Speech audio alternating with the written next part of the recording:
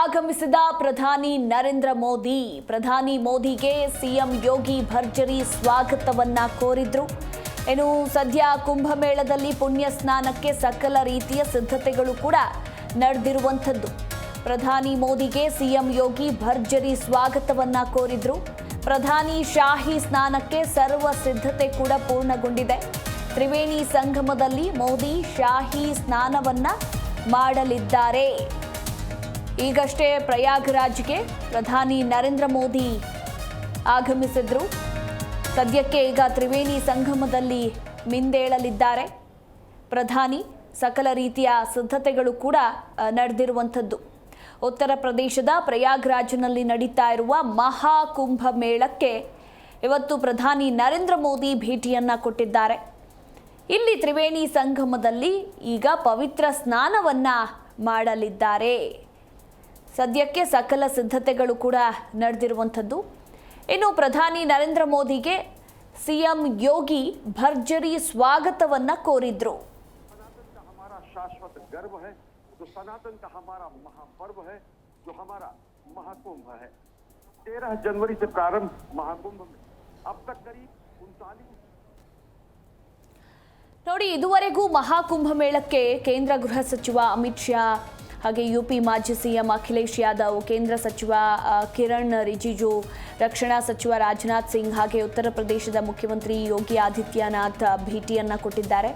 ಈಗ ಪ್ರಧಾನಿ ನರೇಂದ್ರ ಮೋದಿ ಕೂಡ ಭೇಟಿಯನ್ನ ಕೊಟ್ಟಿದ್ದು ತ್ರಿವೇಣಿ ಸಂಗಮದಲ್ಲಿ ಪವಿತ್ರ ಸ್ನಾನವನ್ನ ಮಾಡಲಿದ್ದಾರೆ. ಉತ್ತರ ಪ್ರದೇಶದ ಪ್ರಯಾಗ್ರಾಜ್ನಲ್ಲಿ ನಡೀತಾ ಇರುವ ಮಹಾಕುಂಭ ಮೇಳಕ್ಕೆ ಪ್ರಧಾನಿ ಮೋದಿ ಭೇಟಿಯನ್ನ ಕೊಟ್ಟಿದ್ದಾರೆ. ಅರೈಲ್ ಘಾಟ್ ವಿಶೇಷ ಪೂಜೆ ಬಳಿಕ ಮೋದಿ ಪವಿತ್ರ ಸ್ನಾನಕ್ಕೂ ಕೂಡ ತೆರಳುತ್ತಾ ಇರುವಂಥದ್ದು. ಮಹಾಕುಂಭದ ಸೆಕ್ಟರ್ 24ರ ಬಳಿ ಇರುವ ಅರೈಲ್ ಘಾಟ್. ಇನ್ನು ಪ್ರಧಾನಿ ಮೋದಿಗೆ ಇದೇ ಸಂದರ್ಭದಲ್ಲಿ ಸಿಎಂ ಯೋಗಿ ಆದಿತ್ಯನಾಥ್ ಕೂಡ ಸಾಥನ್ನ ಕೊಟ್ಟಿದ್ದಾರೆ.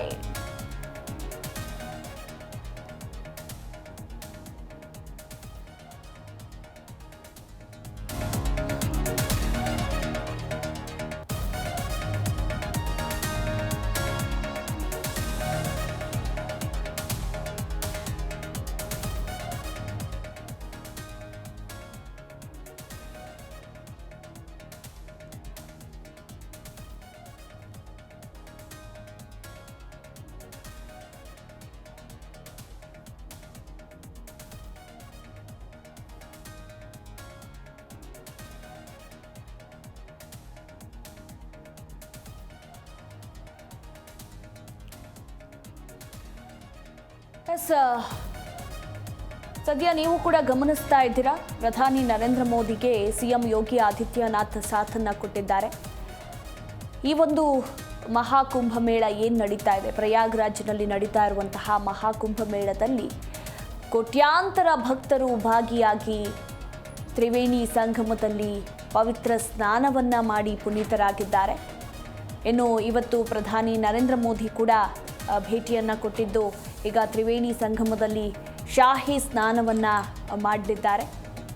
ಅವರಿಗೆ ಸಿಎಂ ಯೋಗಿ ಆದಿತ್ಯನಾಥ್ ಕೂಡ ಸಾಥನ್ನ ನೀಡಿರುವಂಥದ್ದು. ಈಗಾಗಲೇ ಕಳೆದ 20-25 ದಿನಗಳಿಂದ ನಡೀತಾ ಇರುವಂತಹ ಮಹಾಕುಂಭ ಮೇಳ ಇದು. ಕುಂಭಮೇಳದಲ್ಲಿ ಒಂದಷ್ಟು ಅವಘಡಗಳು ಕೂಡ ಜರುಗಿತು, ಎಲ್ರಿಗೂ ಕೂಡ ಗೊತ್ತೇ ಇದೆ. ಮೊನ್ನೆ ಏನು ಮೌನಿ ಅಮಾವಾಸ್ಯೆ ಹಿನ್ನೆಲೆಯಲ್ಲಿ ಕಾಲ್ತುಳಿತ ಉಂಟಾಯಿತು, ಅಲ್ಲಿ ಒಂದಷ್ಟು ಮಂದಿ ಸಾವನ್ನಪ್ಪಿದ್ರು.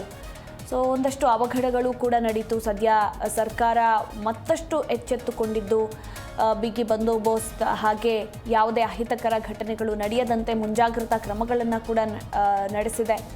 ಸದ್ಯಕ್ಕೆ ಈಗ ಶಾಂತವಾಗಿ ಭಕ್ತರು ಕೂಡ ತ್ರಿವೇಣಿ ಸಂಗಮಕ್ಕೆ ಭೇಟಿ ಕೊಟ್ಟು ಪವಿತ್ರ ಸ್ನಾನವನ್ನು ಮಾಡಿ ಪುನೀತರಾಗ್ತಾ ಇದ್ದಾರೆ. ಇನ್ನು ಇವತ್ತು ಮೋದಿ ಕೂಡ ಬಂದಿದ್ದಾರೆ. ಸಂಗಮ ಘಾಟ್ಗೆ ಬೋಟ್ನಲ್ಲಿ ತೆರಳುತ್ತಾ ಇರುವಂತಹ ದೃಶ್ಯಾವಳಿಗಳನ್ನು ಕೂಡ ನೀವು ಗಮನಿಸಬಹುದು. ಇನ್ನೇನು ಕೆಲವೇ ಕ್ಷಣಗಳಲ್ಲಿ ತ್ರಿವೇಣಿ ಸಂಗಮದಲ್ಲಿ ಪ್ರಧಾನಿ ಮೋದಿ ಅಮೃತ ಸ್ನಾನವನ್ನ ಮಾಡಲಿದ್ದಾರೆ.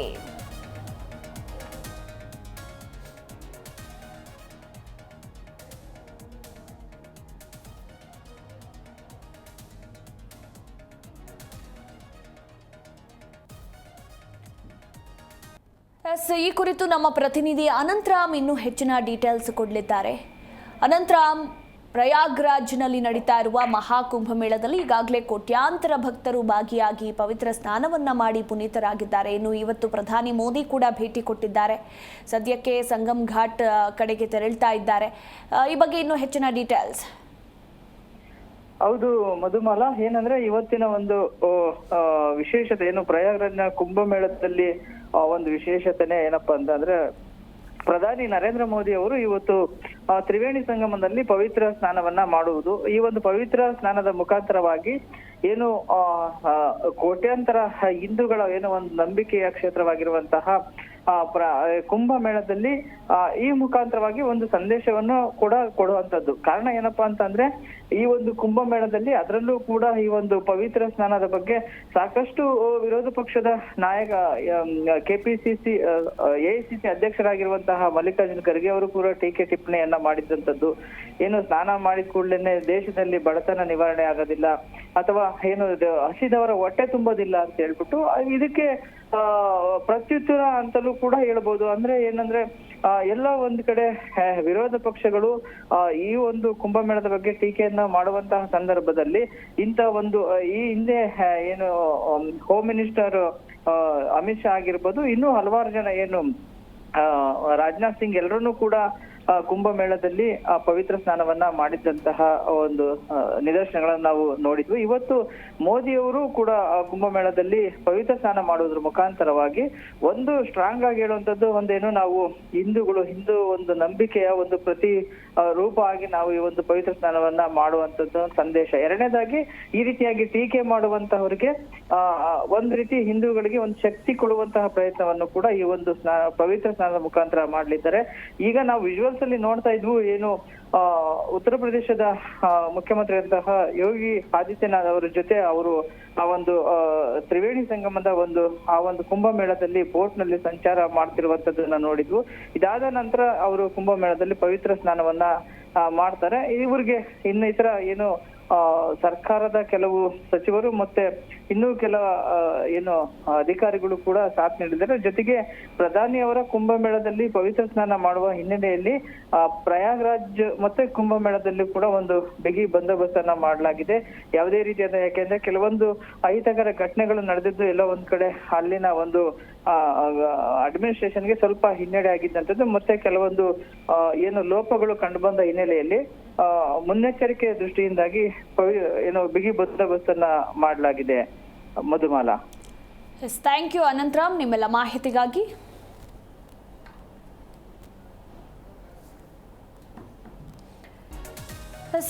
ಒಟ್ಟಾರೆಯಾಗಿ ಇನ್ನೇನು ಕೆಲವೇ ಕ್ಷಣಗಳಲ್ಲಿ ಅಮೃತ ಸ್ನಾನವನ್ನ ಮಾಡಲಿದ್ದಾರೆ ಪ್ರಧಾನಿ ನರೇಂದ್ರ ಮೋದಿ. ಈಗಾಗಲೇ ಬೋಟ್ನಲ್ಲಿ ಸಂಗಮ್ ಘಾಟ್ಗೆ ಏನು ಯೋಗಿ ಆದಿತ್ಯನಾಥ್ ಅವರ ಜೊತೆಗೆ ತೆರಳ್ತಾ ಇರುವಂತಹ ದೃಶ್ಯಾವಳಿಗಳನ್ನು ಕೂಡ ನೀವು ಗಮನಿಸಬಹುದು. ಸಕಲ ರೀತಿಯ ಸಿದ್ಧತೆಗಳನ್ನು ಕೂಡ ಮಾಡಲಾಗಿದೆ. ಹೀಗಾಗಿ ಕುಂಭಮೇಳದಲ್ಲಿ ಭಾಗಿಯಾಗಿ ಇವತ್ತು ಪವಿತ್ರ ಸ್ನಾನವನ್ನ ಮಾಡಲಿದ್ದಾರೆ. ಮತ್ತೊಂದು ಕಡೆ ಪ್ರಯಾಗ್ರಾಜ್ನಲ್ಲಿ ಬಿಗಿ ಭದ್ರತೆಯನ್ನು ಕೂಡ ನೀಡಲಾಗಿರುವಂಥದ್ದು. ಏನು ಜನವರಿ 13ರಿಂದ ನಡೀತಾ ಇರುವಂತಹ ಕುಂಭಮೇಳ ಭಾರೀ ಸದ್ದನ್ನು ಮಾಡ್ತಾ ಇದೆ. ದೇಶ ವಿದೇಶಗಳಿಂದ ಅಪಾರ ಸಂಖ್ಯೆಯಲ್ಲಿ ಭಕ್ತರು ಆಗಮನಿಸ್ತಾ ಇದ್ದಾರೆ. ಏನು ಕೋಟ್ಯಾಂತರ ಮಂದಿ ಪವಿತ್ರ ಸ್ನಾನವನ್ನ ಮಾಡಿದ್ದಾರೆ. ಏನು ಪ್ರಧಾನಿ ನರೇಂದ್ರ ಮೋದಿ ಪವಿತ್ರ ಸ್ಥಳಕ್ಕೆ ಭೇಟಿ ನೀಡ್ತಾ ಇರುವ ಹಿನ್ನೆಲೆಯಲ್ಲಿ ಭಾರೀ ಬಿಗಿ ಬಂದೋಬಸ್ತನ್ನ ಕೂಡ ಕೈಗೊಳ್ಳಲಾಗಿದೆ. ಭದ್ರತಾ ಏಜೆನ್ಸಿಗಳು ಪ್ರಮುಖ ಸ್ಥಳಗಳಲ್ಲಿ ಭದ್ರತೆಯನ್ನ ಬಿಗಿಗೊಳಿಸಿದ್ದಾರೆ. ಹಾಗೆ ಉತ್ತರ ಪ್ರದೇಶದ ಮುಖ್ಯಮಂತ್ರಿ ಯೋಗಿ ಆದಿತ್ಯನಾಥ್ ಕೂಡ ಮೋದಿ ಬರೋಕ್ಕಿಂತ ಮುಂಚೆನೂ ಕೂಡ ಸಿದ್ಧತೆಗಳನ್ನು ಪರಿಶೀಲನೆ ಮಾಡಿದರು. ಇನ್ನು ಮೋದಿ ಬಂದ ನಂತರ ಅವರಿಗೆ ಅದ್ಧೂರಿ ಸ್ವಾಗತವನ್ನ ಕೋರಿ ಈಗ ಪವಿತ್ರ ಸ್ನಾನದ ಕಡೆಗೆ ಕರೆದುಕೊಂಡು ಹೋಗ್ತಿದ್ದಾರೆ.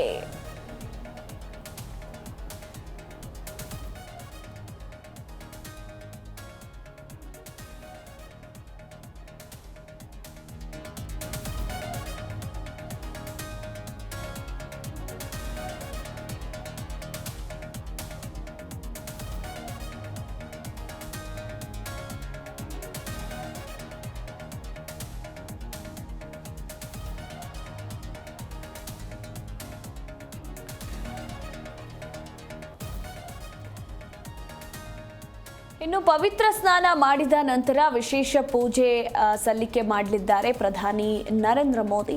ಮಾಹಿತಿ ಪ್ರಕಾರ 12:30ಕ್ಕೆ ನವದೆಹಲಿಗೆ ವಾಪಸ್ ಆಗಲಿದ್ದಾರೆ ಅನ್ನೋದರ ಕುರಿತು ಕೂಡ ಅಪ್ಡೇಟ್ ಇರುವಂಥದ್ದು.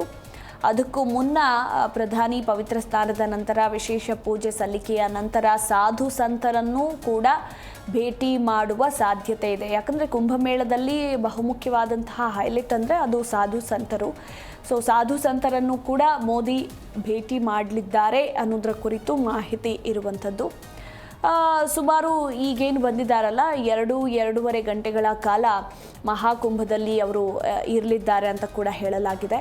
ಇನ್ನು 2 ತಿಂಗಳಲ್ಲಿ ಪ್ರಯಾಗ್ರಾಜ್ಗೆ ಮೋದಿಯವರ 2ನೇ ಭೇಟಿ ಇದಾಗಿರುವಂಥದ್ದು. ಅಂದರೆ ಕಳೆದ ಡಿಸೆಂಬರ್ 13ರಂದು ಅವರು ಪ್ರಯಾಗ್ರಾಜ್ಗೆ ಭೇಟಿಯನ್ನು ಕೊಟ್ಟಿದ್ದರು. ಈಗ ಕುಂಭಮೇಳ ಜರುಗ್ತಾ ಇರೋದ್ರಿಂದ ಇವತ್ತು ಅವರು ಭೇಟಿಯನ್ನು ಕೊಟ್ಟಿದ್ದಾರೆ. ಇನ್ನು ಈ ಒಂದು ಮಹಾಕುಂಭಮೇಳ ವಿಚಾರಕ್ಕೆ ಬಂದರೆ ಮೌನಿ ಅಮಾವಾಸ್ಯೆಯಂದು ಯಾವ ರೀತಿ ಅನಾಹುತಗಳು ಸಂಭವಿಸಿತು ಅಂತ ಕಾಲ್ತುಳಿತದಿಂದಾಗಿ 30ಕ್ಕೂ ಹೆಚ್ಚು ಭಕ್ತರು ಪ್ರಾಣವನ್ನು ಕಳೆದುಕೊಂಡರು, 60ಕ್ಕೂ ಹೆಚ್ಚು ಮಂದಿ ಗಾಯಗೊಂಡಿದ್ದರು.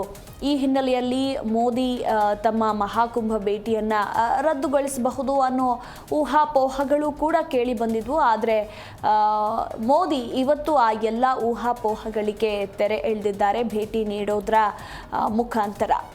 ಇನ್ನು 2019ರ ಕುಂಭಮೇಳದ ಸಮಯದಲ್ಲಿ ಪ್ರಧಾನಿ ಮೋದಿ ಅವರು ನೈರ್ಮಲ್ಯ ಕಾರ್ಮಿಕರ ಸೇವೆಗೆ ಕೃತಜ್ಞತೆಯ ಸಂಕೇತವಾಗಿ ಅವರ ಪಾದಗಳನ್ನು ತೊಳೆಯುವ ಮೂಲಕ ಗೌರವ ಸಮರ್ಪಣೆ ಕೂಡ ಮಾಡಿದರು.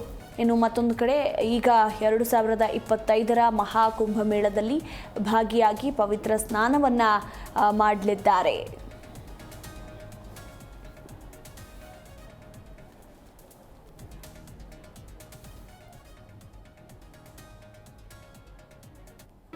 ಜಿ ಕನ್ನಡ ನ್ಯೂಸ್ ಈಗ ನಿಮ್ಮ ಮನೆಯಲ್ಲೇ ನೋಡಿ.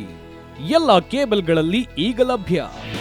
ನಿಮ್ಮ ನೆಚ್ಚಿನ ಜಿ ಕನ್ನಡ ನ್ಯೂಸ್ ಈಗ ಸನ್ ಡೈರೆಕ್ಟ್ ನಲ್ಲಿ number 292, Tata play number 1664, Jio TV number 1334, NXT digital number 30, in cable number 30, city networks 51, U digital number 162, GTPL number 17, Rockline telecommunications number 42, Shri Basaveshwara cable number 168, rural cable network 60, Vinayaka digital 57, Abhishek cable 821, city channel 53, Siddeshwara cable network 57, V4 digital Infotech 628, Surya digital networks 53, Gajanan digital number 836, Malnad Infotech private limited number